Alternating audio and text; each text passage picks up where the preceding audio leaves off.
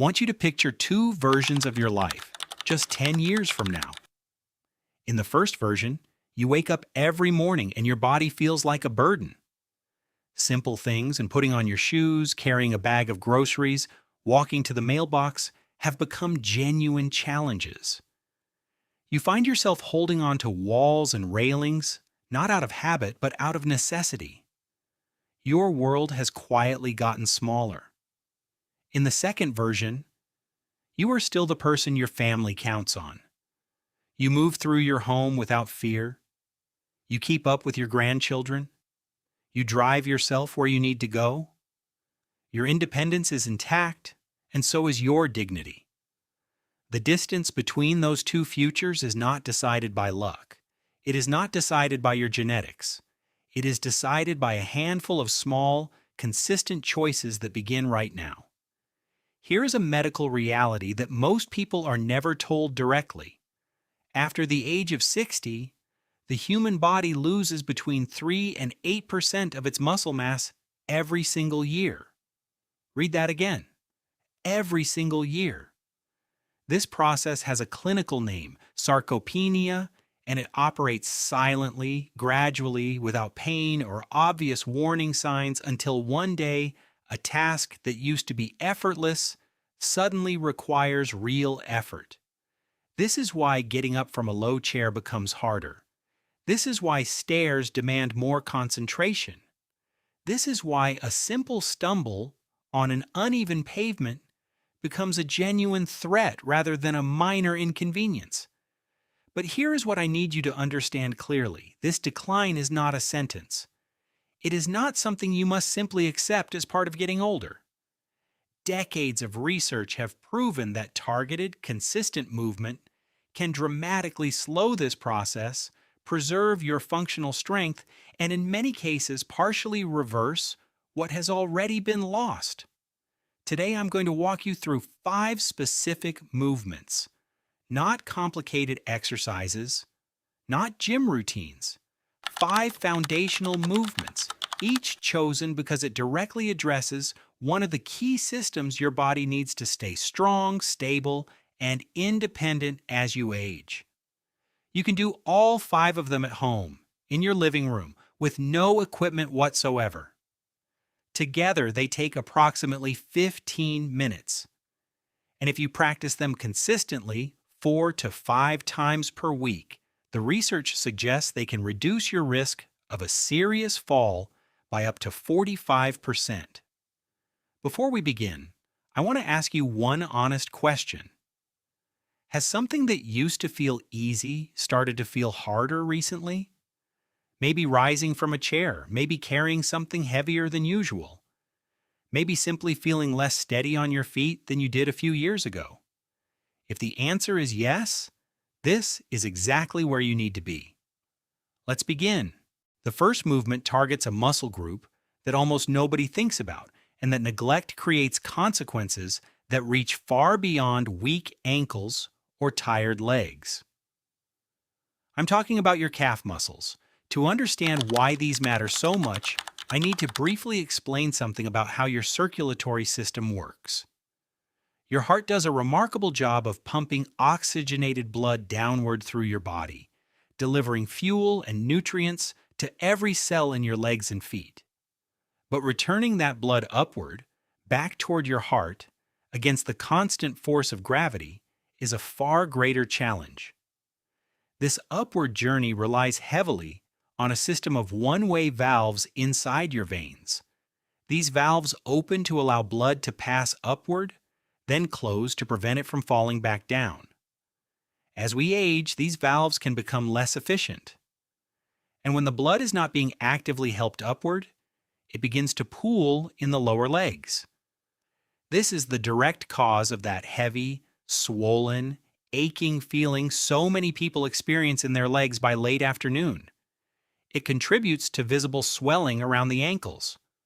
Over time, poor venous return affects energy levels, wound healing, and increases the risk of more serious circulatory conditions.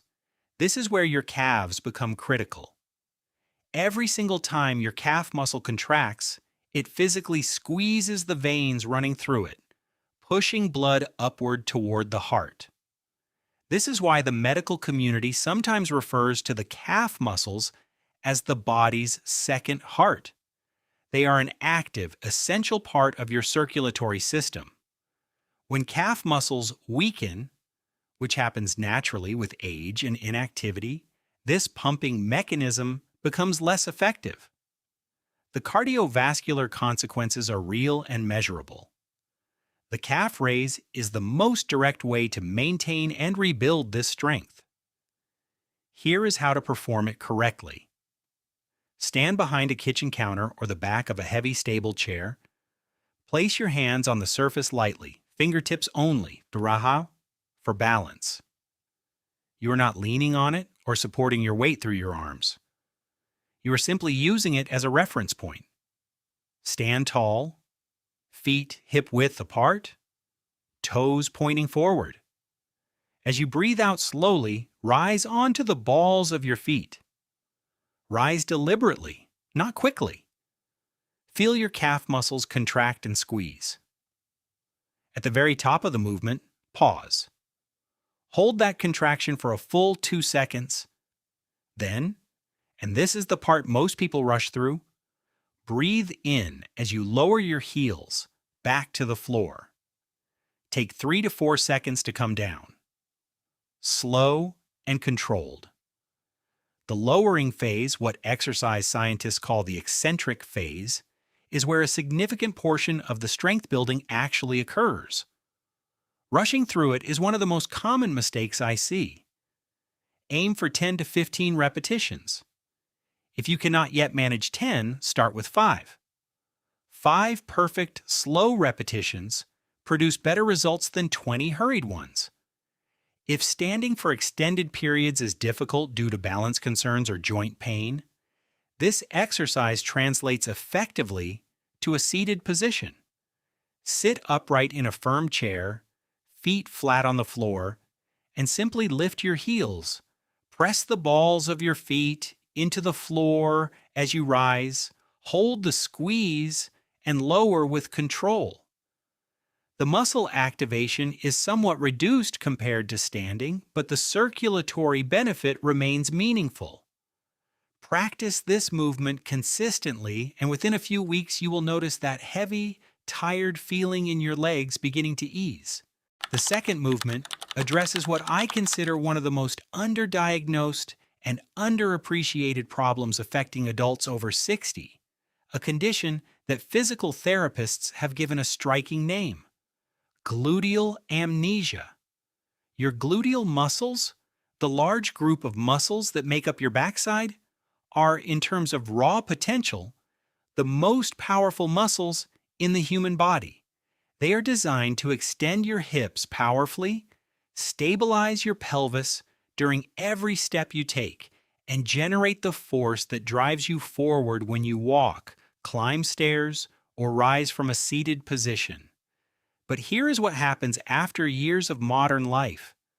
We sit for meals, we sit while working, we sit while watching television, we sit in cars.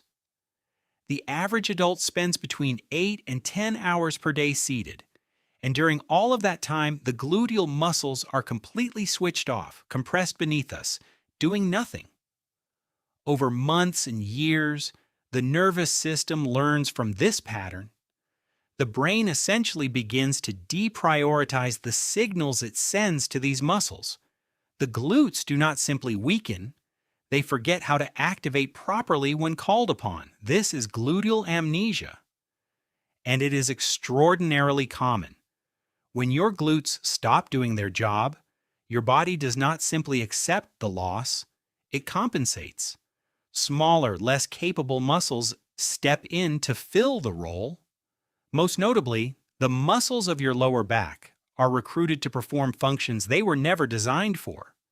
They were built for stability and posture, not to power hip extension.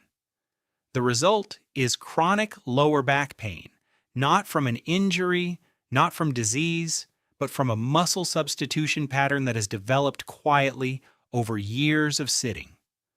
Research consistently identifies weak or inhibited glutes as a primary mechanical driver of lower back pain in older adults.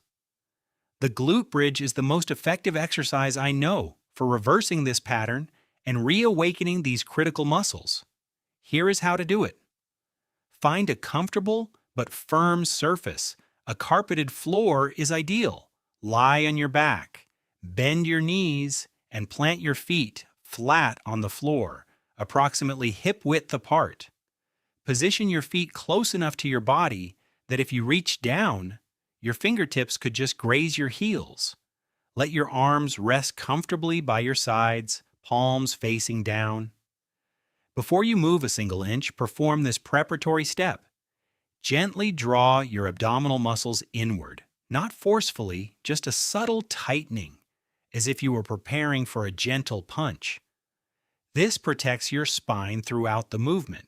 Now, breathing out, press firmly and evenly through both heels and squeeze your glutes deliberately.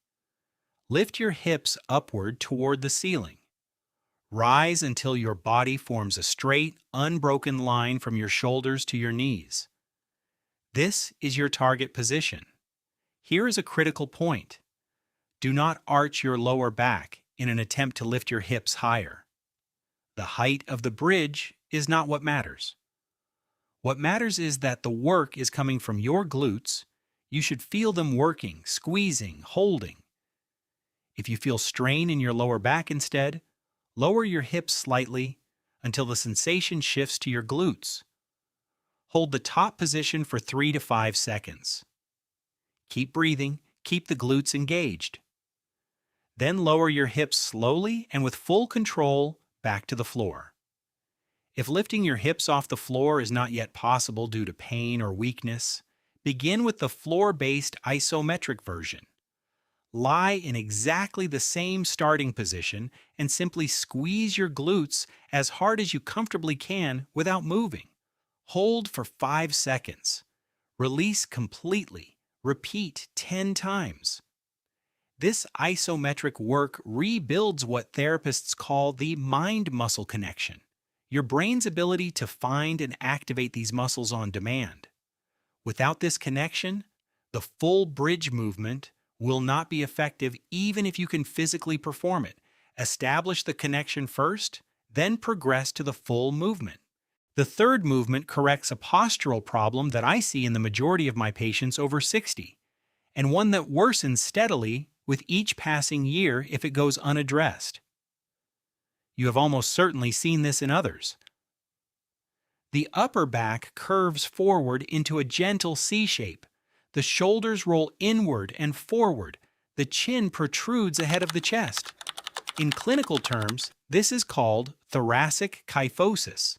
In everyday terms, it is simply the posture that develops after decades of sitting, reading, using computers, and looking downward at phones. Many people assume this is simply an inevitable part of aging, that the spine just naturally curves with time. This is not accurate. This posture is the result of a specific muscular imbalance that develops gradually and that can be meaningfully corrected with targeted exercise. Here is what is happening structurally. The muscles between and around your shoulder blades, specifically the rhomboids and the middle portion of the trapezius, are responsible for pulling your shoulder blades back and together, which keeps your chest open and your spine upright. In people with forward rounding posture, these muscles have become chronically lengthened and weak from never being used in their shortened position.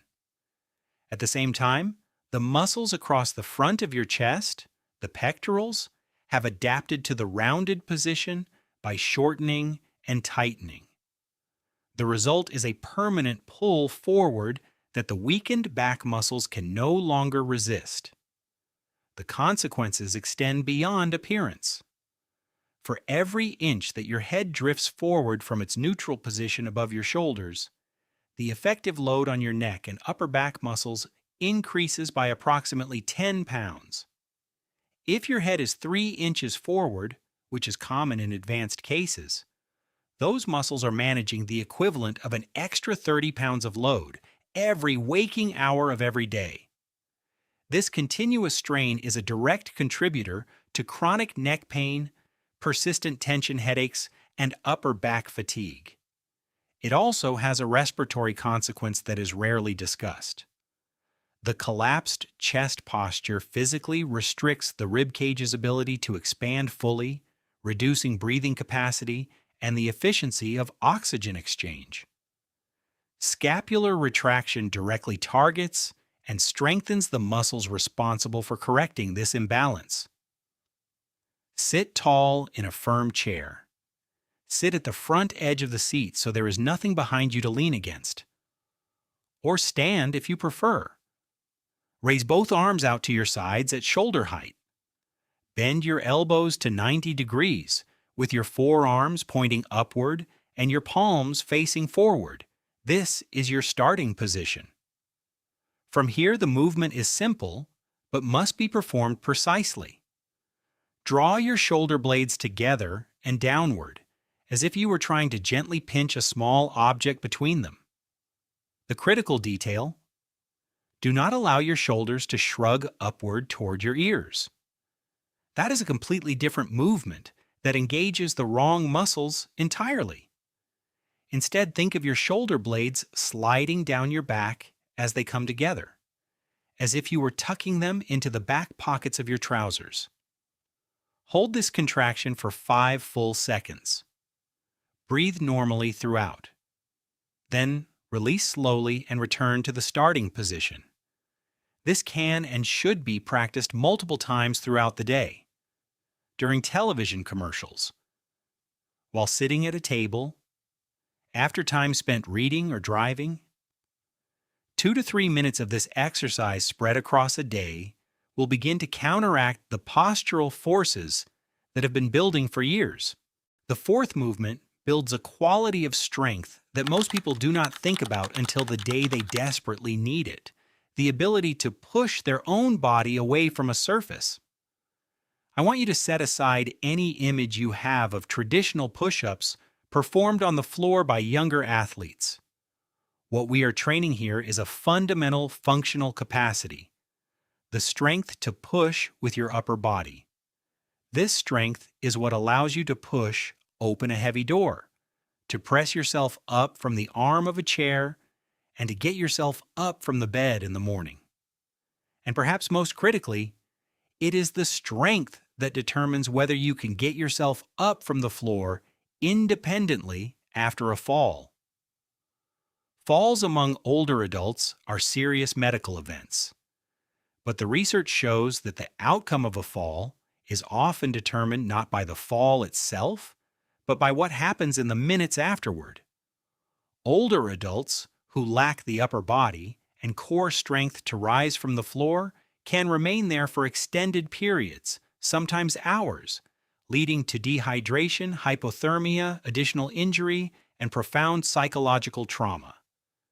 The loss of confidence following such an experience frequently marks the beginning of a significant reduction in activity and independence. Training the pushing movement is therefore not about fitness. It is about maintaining a fundamental survival skill. The wall push-up is the safest and most accessible starting point. Stand facing a clear, bare wall. Position yourself approximately 1 arm's length away. Place both palms flat against the wall, slightly wider than shoulder width apart, at approximately chest height. Your fingers should point upward. Now establish your body position. From your head to your heels, your body should form one straight, rigid line. Your hips should not sag downward or push backward. Your abdominal muscles should be gently engaged. You are a plank, leaning against the wall. Breathe in as you slowly bend your elbows, allowing your chest to travel toward the wall in a controlled descent. Your elbows should angle slightly downward rather than flaring straight out to the sides. Lower yourself until your face is close to the wall, or as far as you can comfortably go while maintaining your straight body line. Then breathe out as you press firmly and evenly through your palms, extending your arms and returning to the starting position.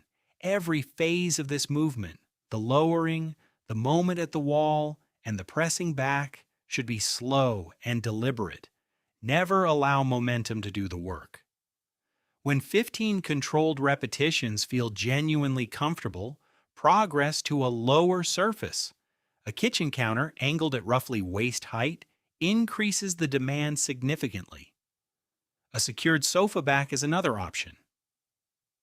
The principle is straightforward. The lower the surface, the greater the proportion of your body weight you are pushing, and the greater the strength required. If you experience discomfort in your wrists, try performing the movement with closed fists resting on the surface, which keeps the wrist in a more neutral alignment. The fifth and final movement addresses something that mainstream fitness almost entirely overlooks, and its absence quietly contributes to some of the most common sources of pain and injury in adults over 60. I'm talking about rotational mobility of your spine. Consider for a moment how many daily activities require your body to rotate. Checking the mirror while reversing your car. Reaching across your body to pick something up. Turning to speak to someone sitting beside you. Looking over your shoulder on a walk. These are movements that happen dozens of times every day, so automatically that most people never consciously think about them. Your spine is designed for rotation, but this capacity is not distributed evenly across its length. The thoracic spine, which runs through your mid and upper back, is the primary region built for rotational movement. It has the structural anatomy to twist, and that is where twisting should come from. Your lumbar spine, your lower back, is built very differently. Its vertebrae and the joints between them are oriented primarily for forward and backward bending and for bearing compressive load. The lower back has very limited rotational capacity, and attempting to force rotation through it places significant stress on the intervertebral discs and the facet joints. Here is where the problem develops. When the thoracic spine becomes stiff and restricted from years of sitting and limited movement, and the body needs to rotate, it does not simply stop. It finds the rotation wherever it can. And the path of least resistance is often the lower back or the neck, precisely the regions least equipped to handle it safely. This compensatory rotation, repeated thousands of times over months and years, is a common underlying mechanism for disc herniation, facet joint irritation, and chronic pain in the lower back and neck, not from a single dramatic incident, but from accumulated stress in the wrong place. Maintaining healthy thoracic rotation prevents this compensation from occurring. Sit at the front edge of a sturdy, stable chair. Both feet flat on the floor, hip width apart. It is essential that your pelvis remains level and stable throughout this exercise. The rotation comes from your spine, not from shifting your hips. Sit as tall as you possibly can. Imagine a thread attached to the crown of your head, gently drawing you upward. This elongation of the spine creates the optimal conditions for safe rotation. Place your left hand gently on the outside of your right knee, not gripping, just resting. Place your right hand on the seat of the chair behind your right hip for light support. Take a deep, full breath in, and as you do, grow even taller through your spine. Then, as you exhale smoothly, begin to rotate your torso to the right. Let your gaze follow the movement, looking gradually over your right shoulder. The rotation should feel as though it is originating from the middle of your back, not from your neck cranking around, and not from pulling hard with your hand on your knee. The hand is a guide, not a lever. Find the point where you feel a gentle, comfortable stretch. You should feel a mild sensation of opening through your mid-back and possibly your chest. There should be no sharp pain anywhere. Hold this position for 15 to 20 seconds. Continue breathing throughout, slow, easy breaths. You may notice that with each exhale, the muscles relax slightly and allow a small, additional degree of rotation. Do not force it, allow it. To release, slowly return to the center as you inhale. Sit quietly for a moment, then repeat the entire sequence to the left side. This movement lubricates the intervertebral discs by encouraging fluid movement through them. It maintains the neural pathways responsible for rotational movement, and it directly protects your most vulnerable spinal segments by ensuring that rotation occurs where it is supposed to. You now have 5 movements, each one targeting a specific critical system: circulation, lower body strength, posture, upper body function, spinal mobility. Together they take approximately 15 minutes. And the research is consistent. Practicing them 4 to 5 times per week produces measurable, lasting improvements in strength, balance, and functional capacity. How you structure that practice is entirely up to you, and both approaches work. The first approach is scheduled and structured. Set aside 15 minutes at a consistent time each day. Morning works well for many people because the routine is established before the demands of the day take over. Perform 2 sets of each exercise. Check it off. Done. The second approach is what researchers now call exercise snacking, distributing the movements throughout the day in small portions. Calf raises while you wait for the kettle. Shoulder blade squeezes during a television program. A spinal twist after sitting for an extended period. The total volume across the day adds up to the same result, and many people find this approach more sustainable because it never requires finding a dedicated block of time. Choose whichever fits your life. The method is secondary. Consistency is everything. As you practice, learn to distinguish between 2 different sensations.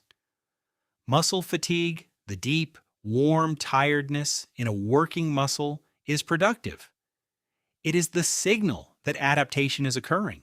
Sharp pain in a joint or sudden discomfort that feels different from ordinary exertion is a signal to stop and reassess, and measure your progress not in repetitions, but in life. Is getting out of the car easier than it was a month ago? Are you walking with more confidence? Do you feel steadier reaching for something on a high shelf? These are the real outcomes. These are what the exercises are for. Every time you perform one of these movements, you are making a concrete investment in your future, in your ability to live independently, to move freely, and to remain the person your family knows and counts on. You do not need to be perfect. You do not need to begin with all 5. Choose one. Practice it today. Practice it again tomorrow. Strength does not come from a single session. It comes from showing up consistently over time. Your body is more capable of change than you may currently believe. Give it the right signal, repeatedly, and it will respond. Start today. One movement. That is all it takes to begin.